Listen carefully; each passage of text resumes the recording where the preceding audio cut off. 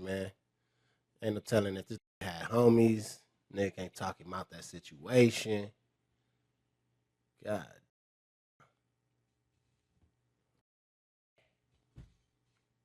That was weak to y'all, chat. How y'all feel about that? Too much drugs and pause activities?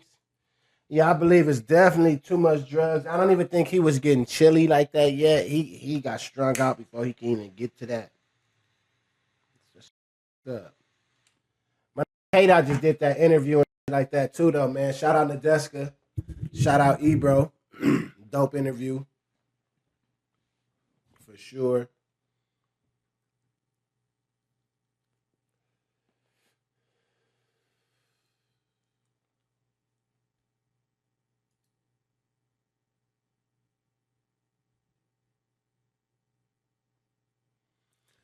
So what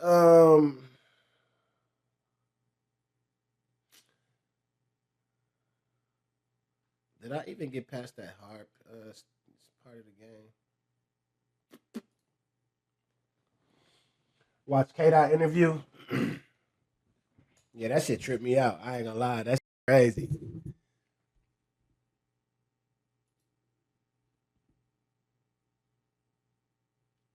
Let me find it. Lil Wah.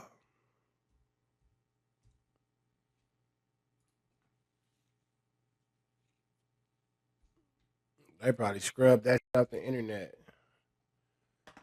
No cap. Oh, here it goes.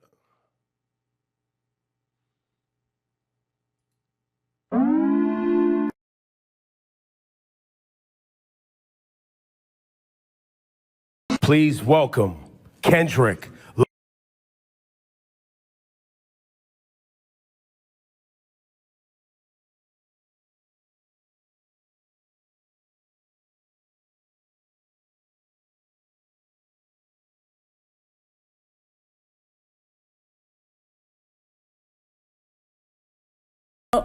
Kendrick, it's a little bit surreal to actually see you in the flesh because you've always made it a point of just letting the music speak for yourself, which is something I really respect. But the spotlight has been shining so brightly on you for the past few months. I've just been wondering how you've been processing behind the scenes, how you've been feeling about everything happening, all the success. It's just really just I want to look at it like it's just a continuum of who I am, really. I've always stayed to myself. I've always been in my own bubble, whether it's with the fam or whether it's training. How I process it all is just I continue to do what I was doing 10 years ago, and that's like be better in myself, better in the craft, and not look at it as bright lights, you know? Mm-hmm. And it may sound cliche, but it always worked for me, even when I was younger, you know, playing sports or being in the forefront of I don't know why presentations, Nadeska was stuff like that. nervous. It's She like, out here. I gotta look at myself in the mirror rather than looking at it as a crowd or, you know, fame and attention. So now, early days of your career, you know, Section 80 days, even early mixtapes, and you perfecting your craft as an MC. Did you ever think we'd be at the Super Bowl with this? I wasn't thinking about no Super Bowl. You never thought about the Super Bowl? I wasn't thinking about no Super Bowl for sure. We was thinking about the best verse and how we gonna split this $5 at Church's Chicken or something like that. It wasn't no Super Bowl. Going to the studio and getting a meal. But I think, well, what I know is the I have now is still the I had then. And I think that carried on to the Super Bowl. So it was all about being present. As long as I was present in the studio and present in whatever that line was or whatever that mistake was, rapping or doing the hooks or choruses or whatnot, I was present in that moment. I felt that. And I think being present and not actually foreseeing everything kept me in the grounded state of mind in order to be at, you know, big stages like this. That was a lot what this year was about too, right? Like you, I guess, you know, you took it and put it on your back and you felt like a line needed to be drawn, right? Was that, you know, was that your intent? Draw that line, nigga. This year was like, yo, I'm drawing a line. Like, this is what it is. My intent was to always keep, I think from day one was to always keep the nature Did Dot always have this sort of aura? No, he always had aura for sure. This sort of aura for sure. For sure, for sure. Hell yeah. Like I ain't gonna lie, man. Dot in high school, man, he carried it like it's the same for sure. He just amplified now though. It's like amplified for sure. As a sport. Same I don't nigga care for how sure, motherfuckers look at it as far as like as a collaborative effort, that's cool too. But I love when artists grit their teeth. Like I still watch battle raps. I still watch Smack URL from Murder Mook to Lux to Tay Rock. My bro Daylight. Shout out This Daylight. this has always been the core definition of who I am, and it's been that way since day one. So I don't think it was a thing for this year. It was always just a continuum. And what I will say about this year, it was more from a space where I think a lot of people was putting rap to the back, and you didn't see that. You didn't see that grit. You didn't see that bite anymore. So I always took that in consideration in going into any type of my music. That's interesting. So I hope this makes sense, right? We've been following your journey for about 15 years, and you have been so consistent in the messaging and the focus, like you said, and you've always moved with integrity. So in a lot of ways, I feel like we thought we knew exactly who you were as an artist in a positive way. And then last year, it felt like you unlocked a whole new dimension for us. But that person, like you said, was always in there. But I'm wondering, do you still surprise yourself sometimes? Did you surprise yourself last year, or was it just us, the fans, with our jaws on the floor, just stunned? That's a good question. Surprise myself? Nah, I don't think Shout I out I surprised Ain't myself. Cool on a Gifted. This, for me and for my partners that's been around me since 2005, 2006, like my brothers, they know my personality. They know my capabilities, even when it wasn't. No, for sure. I ain't gonna lie, y'all. We already knew what he was gonna do to this Drake, if we being completely honest. Public at first, right? So this is just like a revolving door of what I've been doing in Carson Studios at the homie The Carson Studios, I just showed y'all where the Twinkie fell out the homie ass. Pause. garage, or my brothers at TDE, or just anybody around the city of Compton in LA. It's just magnified to the level where I've progressed it and did enough hours to know, okay, I know where to place it now. I know how to make it connect with people. It feels like each album, Y'all got to see the video we just watched to understand that reference. getting to this point was like, it was an album for the culture, and it was an album for the critics. You know what I mean? And then it was for the critics, Yeah. and then GNX comes along, and it's like, nah. This album for anybody, everybody, and anybody who want it at any time. And you brought that energy, and the energy you brought on GNX was an energy that I don't think was really happening in hip hop. Like, it's a Public Enemy level energy. It's a Ice Cube America's. Yeah, a lot of is saying GNX was better than I'm saying say GNX was better than Good Kid, Mad City. I don't know, bro. I don't think it's better. It's a better album. I just think it's newer, and y'all with that one because it's now. But Good Kid, Mad City, bro, is totally different. Like this is new music, but Good Kid, Mad City, bro, that was curated totally different. Most wanted energy. For sure. Like, it's a Def cannot compare the two. energy. Don't even come to me trying to compare the talk about fucking your two, headspace nigga. between Mr. Morale and Two his total GNX. different things, bro. No, that's great. GNX is more like a mixtape to the WAP. I'm gonna be honest. Go back even further, man. Speaking on that energy, like it's my cousins was like DJ Quick, and Dre, these folks that my people was playing. So I always had that DNA. And you heard that DNA a little bit on Good Kid, Mad City, but I wanted to tell my story first, right?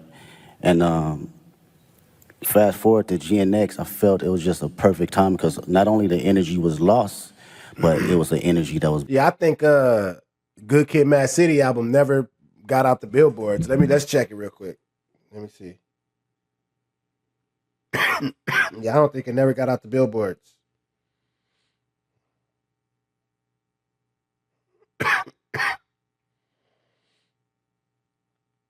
It's Good Kid, man. The city still.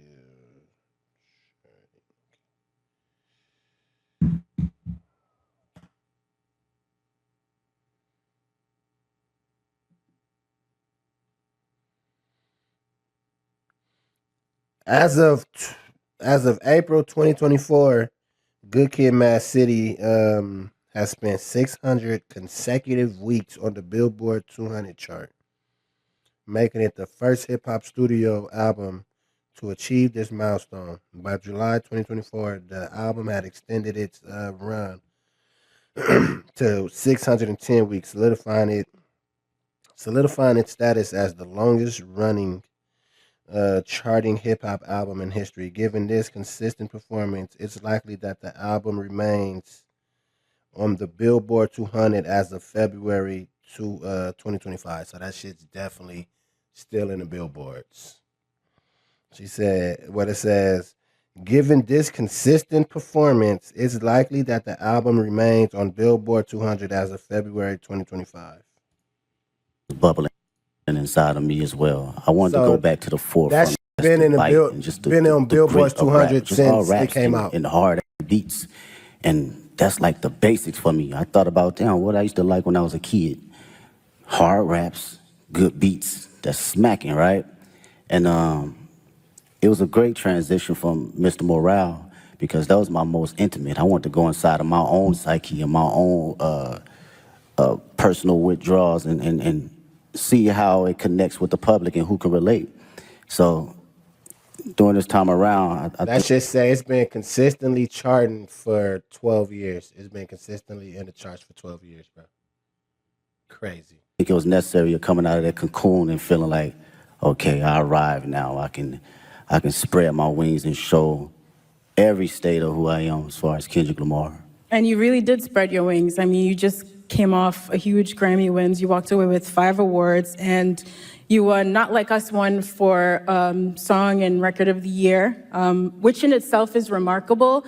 But I think for people who love and respect hip hop and the roots of this culture, the competitive spirit of it, it has been a little bit mind-bending that you created this cultural award-winning anthem out of a battle rap song. And how is that something, after you got off that Grammy stage, you got home in some quiet time, what was going through your head?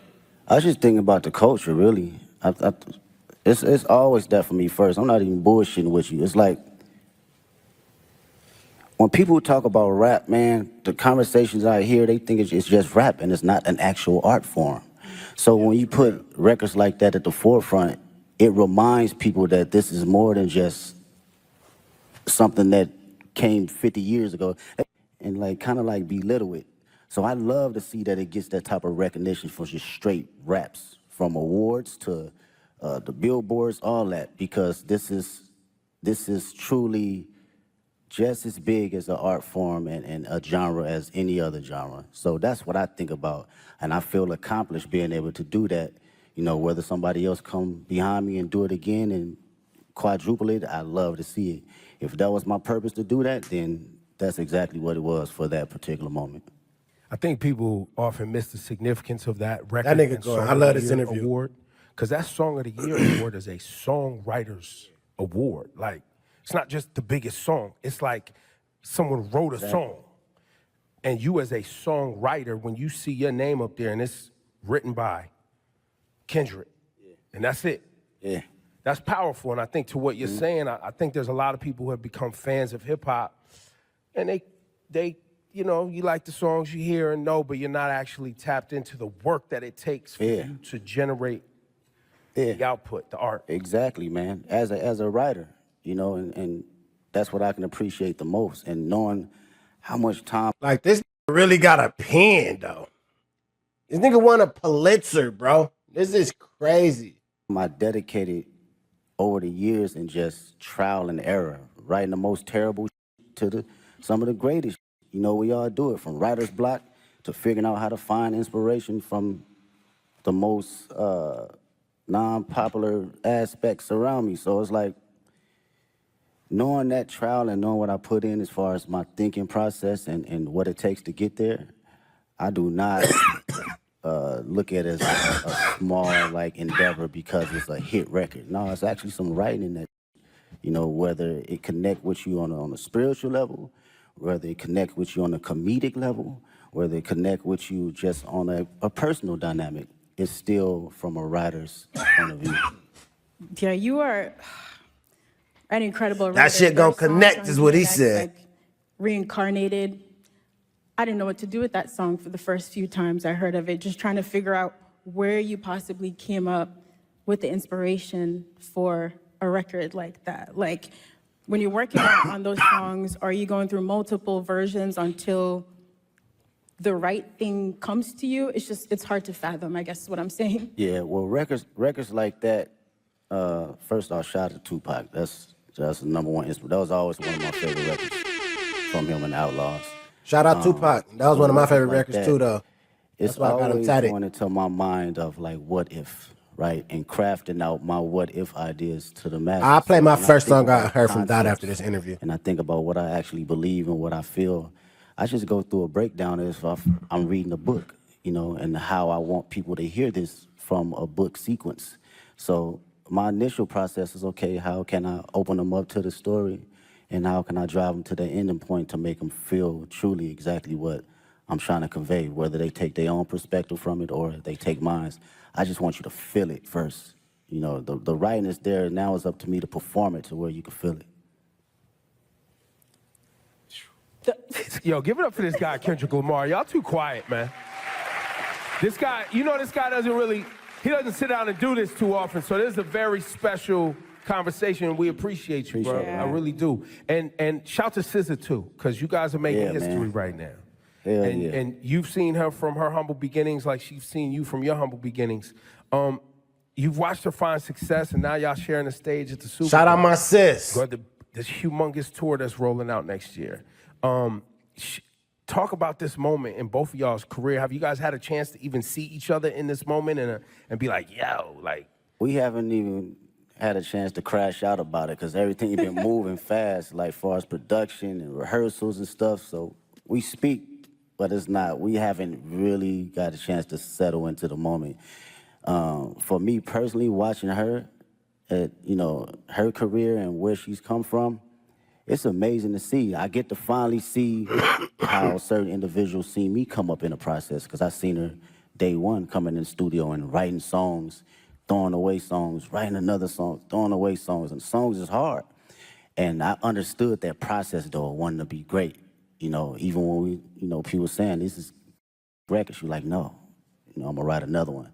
And I understood that, and I seen it, so to see it now magnified, it's like, she always had it, man. She always had it, and I'm just honored to be next to a talent. Yeah, you've both worked really hard to be here in this moment, and on Heart Part 6 is really amazing to hear you detail that journey for old and new fans, coming up through the ranks at TDE and now launching your own agency, pgLang. So performing at the Super Bowl halftime show is very much, us as fans getting to celebrate you and this beautiful musical legacy, but also now you're stepping out as an entrepreneur. What has it been like to build your own business and to also showcase some of that creativity from your agency on this platform? Oh, man, I love the process. Shout out to pgLang. Make some noise with pgLang. Yeah, that's my team, man. It's 30 incredible individuals, 5 extraordinary executives that work day in, day out to make sure we are doing something that will long live the culture. From a music standpoint, from a creative standpoint, fashion, film, books, day in, day out of just being around like-minded individuals that have different perspectives outside of just music. So through that process, it was a challenge for me, but even more a process of me enjoying, different ideas and different backgrounds and how to look at things. I love it. Being on calls and, formulating business ideas and ventures outside of my usual norm, it challenges me. And I can't wait to see what happens next. I know it's gonna happen next. We can. I think for the audience too, you know, and anybody watching. That's right. around The the desk world, are ready to the cook. pgLang thing is, you know, I think people see you as an artist and someone who She makes thinking of her music. question. But She nervous. I don't know if you want to share it today, but the level of detail that you yourself, along with Dave, and shout to the whole pgLang team, but y'all as friends that came up together, you in the edits. Like what we're gonna see on Sunday is a pgLang production. Yes, that's all pgLang. That is us sitting day in, day out, from the edits, the production, the stage design, the music, the sound tech. It's everything across the board, and it takes a lot of work. It takes a lot of creative individuals. I can't sit here and say it's all me, because these are people that are just as and want to see us win, but also want to put out something that lives a long, long time. And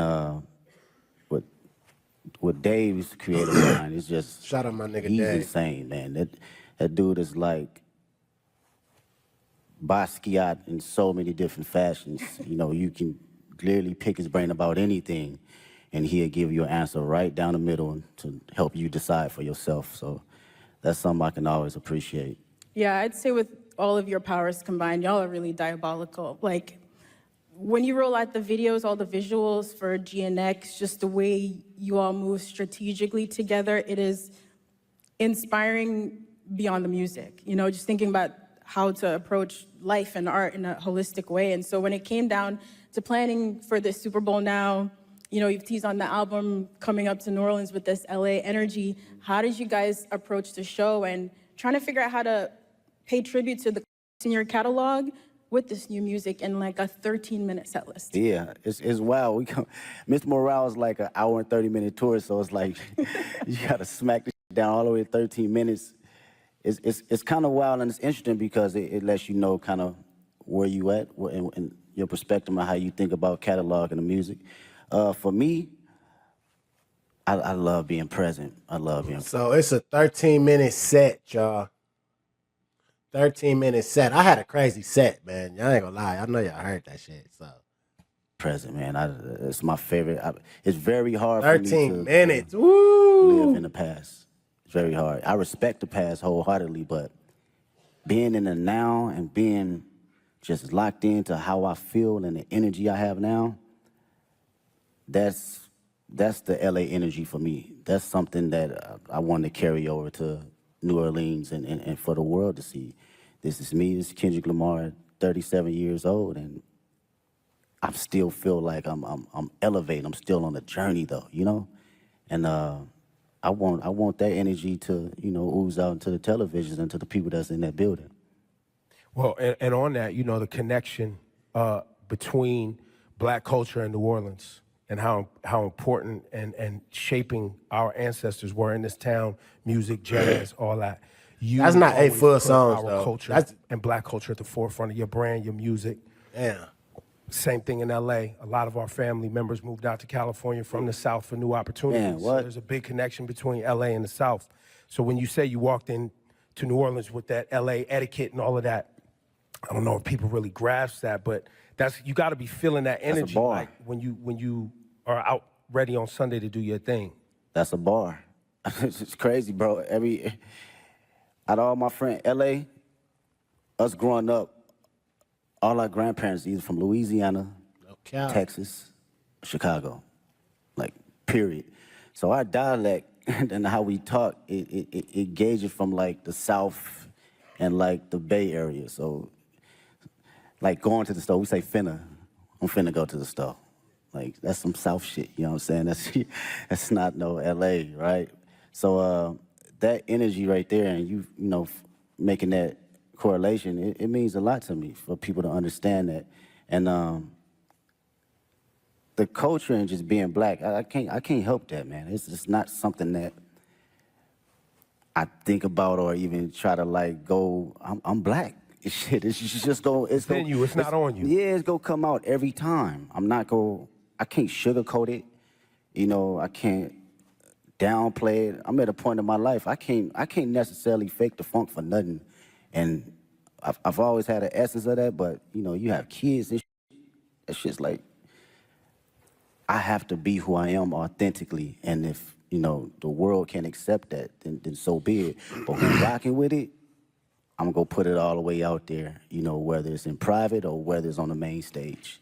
Yeah, I don't think a lot of people and a lot of artists stand in themselves as authentically as you have. And I think one of the questions we've all been wrestling with over the past few months, watching you and the way you've moved, is really what is the role of an artist? And I think lots of people have very different definitions, but young Kendrick, again, back to overly dedicated and Section 80 mixtape Kendrick, and GNX Kendrick, Super Bowl, Grammys Kendrick, has your idea of what the role of an artist is, you as an artist, has that ever changed?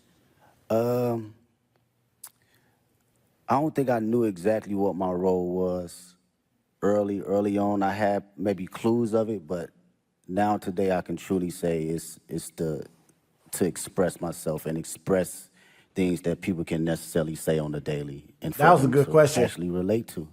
And come from the most vulnerable place where people can actually feel it. I think that is, for me, that's the role for me as an artist. I don't give a fuck what place it come from. I could be the most angry person on the record. You gonna feel that day if you woke up and you felt that.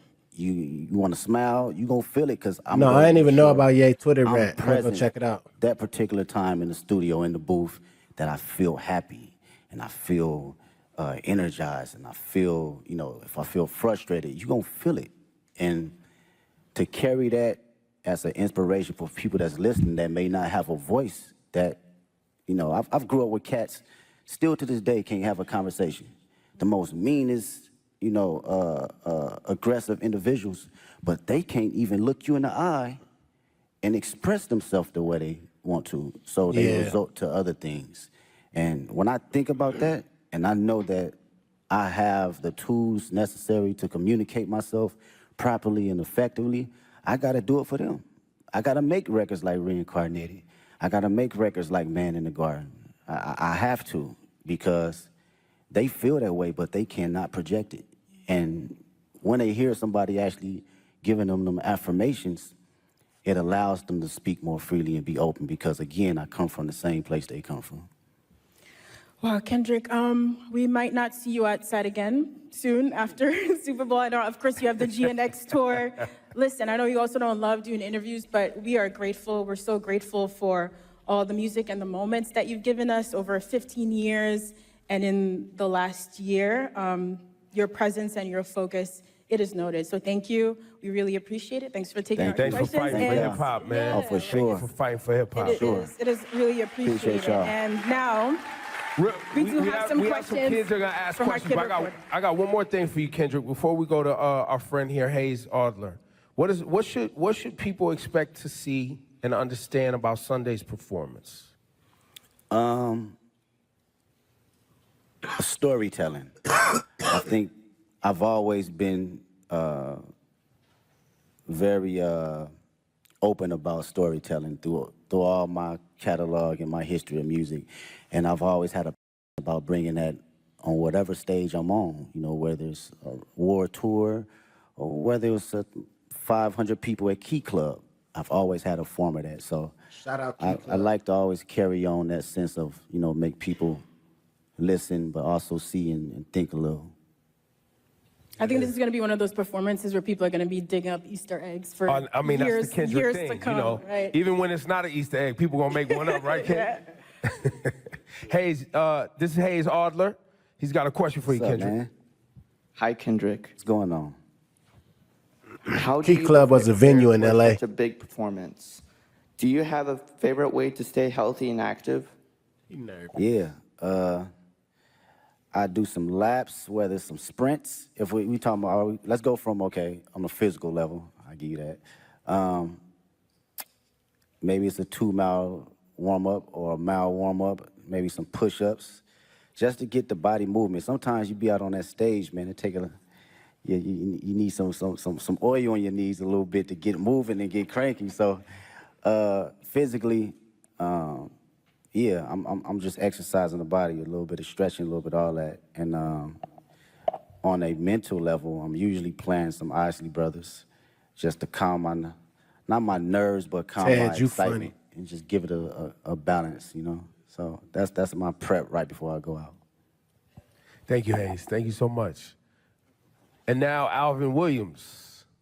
How you doing, sir? What's up, Kendrick? What's up, man? I'm a little with Big Brother and Big Sister New Orleans. What has mentorship meant to you during the course of your career? And if you could thank your mentors for believing in you, what would you say? Oh man, mentorship has been everything.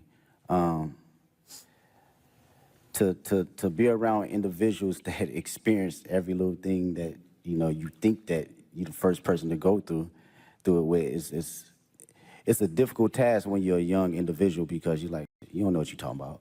But as you progress and you be like, damn, he or she was right, you begin to understand life a little bit better and not be so judgmental to people that have been here before you, right? The greatest thing I would say a couple mentors that given me was like affirmation and to always give myself space to believe in who I am, even when I wasn't feeling it, right? You can accomplish so many small things or big things and you still can fall in a slump where you doubt yourself. And even though these mentors haven't seen the spaces That and nigga been in the cooking. places Look at I've been this in, nigga. it was always time to allow me to share exactly who I am or how they see me and what I'm capable to give to the world. And I think that goes a long way, from people in the highest places and the lowest places. 7, what up? All right, thank you. Thank you. Thanks, Alvin. And we have one more question from Shout young out Dylan. Alvin. What's up, Mr. Kendrick Lamar? There you go. That's an artist right there. Yes, sir. It's a truly honor to meet you. And my question I have for you is, what advice could you give to kids about not being like anyone else? And how could they stay authentic while pursuing your path? It's a great question. They said the number one thing people feel in the room, over love and over fear is being authentic. And this is my homegirl, Ink, actually, we was talking about this in the studio. She brought this in the studio. And I was like, how many times I've been in a room where people felt you so intensely that it inspired them and it inspired the person next to them and inspired the people in their household. So how to stay authentic? Was that the question? Or you have to believe in yourself and have to know that it's only one you. You're an amazing individual, unique. You're a miracle. I wake up every day and I'm like, this shit is crazy.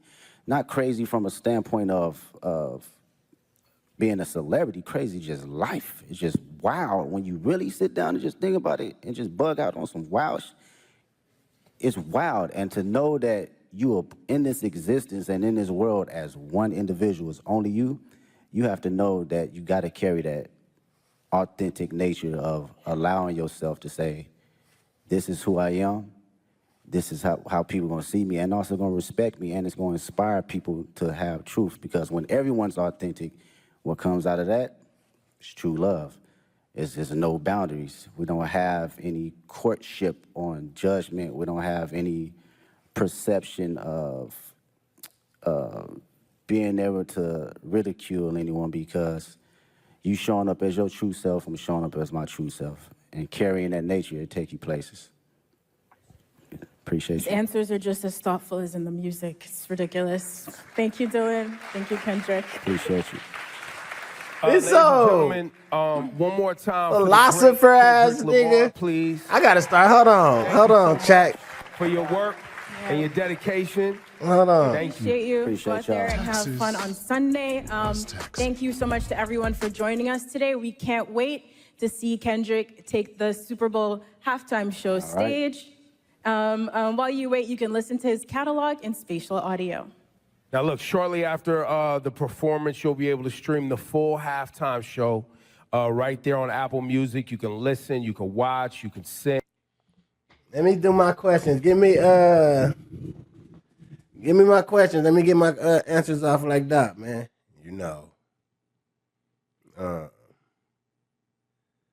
It's about being who you is, Give me some. Let me see. Drake and Nickelodeon, dog. Yeah, I think it's funny. I'm about to do my interview with y'all. What inspired me to start the Apollo? You know, Apollo 13. They went out this earth, you know. They went to the moon. So I was like, maybe I'm gonna go take my to the moon and we gonna invest in Dogecoin. So once I found out Dogecoin was going to the moon too, I was like, yeah, I'm gonna start the Apollo to the moon. Next question.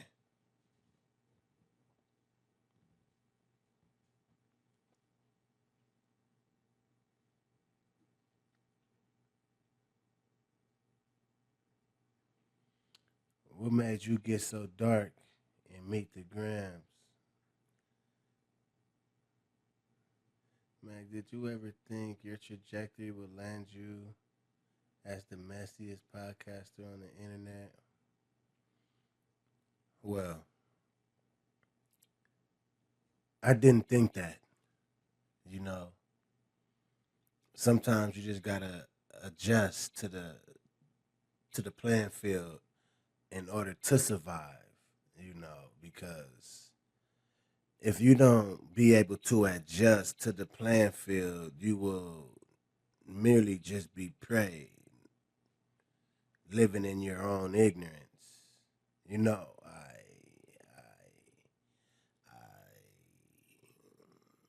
I love what I do. I do this for y'all. And what y'all are seeing is a survivor. I'm a survivor. Next question.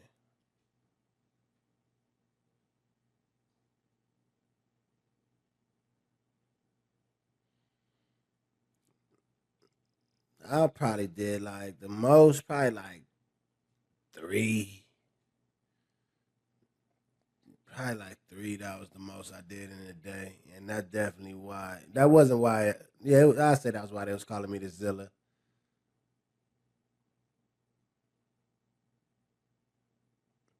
Mac, do you feel like you have enemies in this content space? And if so, what fuels that energy? Enemies, I don't think I got enemies in this space, man. I honestly don't think I got enemies in this space, man. I think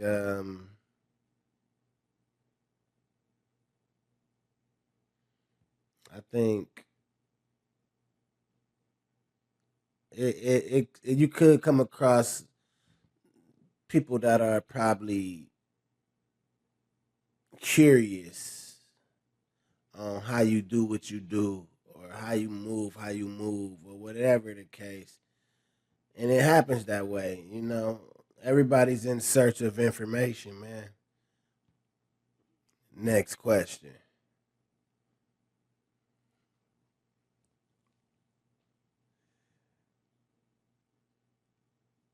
What's your thought on Daylight versus Joey?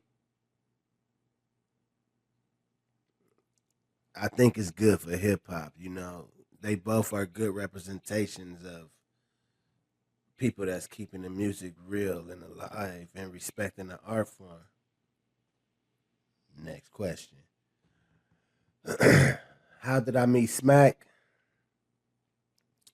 Um, Q used to tell us about Smack, and he randomly and he called Smack, and Smack came and linked up with niggas basically after he found out Q was famous.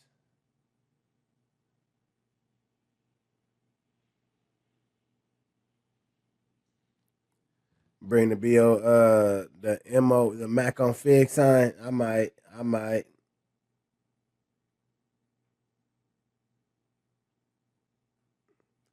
Can we get a Real Talk Tuesdays exclusive? It's crazy. That is crazy. I gotta send that to Dave, bro. You are crazy for that.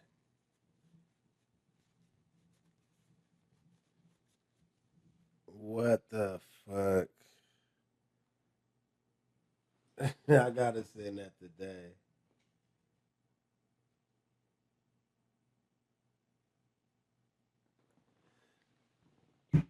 Dave got the archives too, though, of the real talk. Dave definitely got the Real Talk Tuesday episodes we used to do back in the days, man. That's crazy you even brought that up, bro. Yeah, me and Dave used to do this type. I swear to God, this same form of content right here back in the day. It's an episode I had my little cousin come on. This is when this was up in college and or whatever. He probably was in college. I think he was in college. And he put up and did a Real Talk Tuesdays with us, and that's how Dave met my little cousin. Actually, crazy. That'd be a crazy episode if he got it.